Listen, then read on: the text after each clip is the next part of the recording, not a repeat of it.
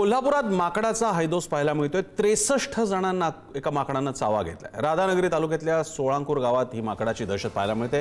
गेल्या 4 दिवसात माकडानं तब्बल 63 जणांचा चावा घेतलाय। 2 जखमींवर CPR रुग्णालयात उपचार सुरू आहेत। ग्रामस्थ मात्र भयभीत आहेत, बाहेर पडत नाहीयेत। या माकडाला पकडण्यासाठी ऑपरेशन मंकी देखील सुरू झालंय। वन विभागाचा भुलीचा डाट माकडानं काढून फेकला। इतकं वात्रट किंवा गंभीर अशा प्रकारे चाळे करणारे माकड आहे।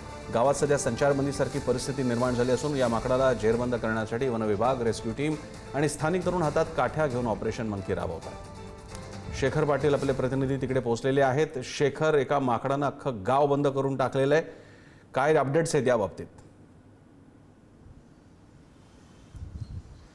प्रसन्न सर, अगदी बरोबर आहे। गेल्या 4 दिवसांपासून एखाद्या गावामध्ये कर्फ्यू लागावा अशी परिस्थिती निर्माण या माकडाने केलेली आहे। कारण कुठल्याही रस्त्यावरती कोणी फिरताना त्याला दिसलं तर ते अचानक कुठूनही हवेतून झेप घेऊन एखाद्याच्या अंगावर जाऊन त्या ठिकाणी त्याच्यावर हल्ला करत आहे। आणि या सगळ्याच्या अनुषंगानं या ठिकाणी रेस्क्यू टीम दाखल झालेली आहे, वन विभागाचं पथक दाखल झालेलं आहे आणि अनेक तरुण हातामध्ये काट्या घेऊन या माकडाचा शोध घेताना पाहायला मिळतात। मात्र हे माकड आहे ते 4 दिवसांपासून कोणाच्याही हाताला लागलेलं नाही।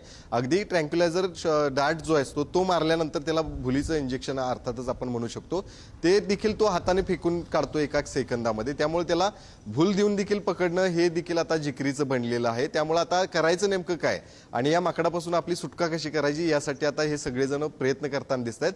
मात्र या सगळ्याला आता कधी यश मिळतं आणि या माकडापासून सगळ्यांची सुटका नेमकी कधी होते हे देखील पाहणं आता गरजेचं असणार आहे। धन्यवाद शेखर, तुम्ही दिलेल्या माहितीबद्दल।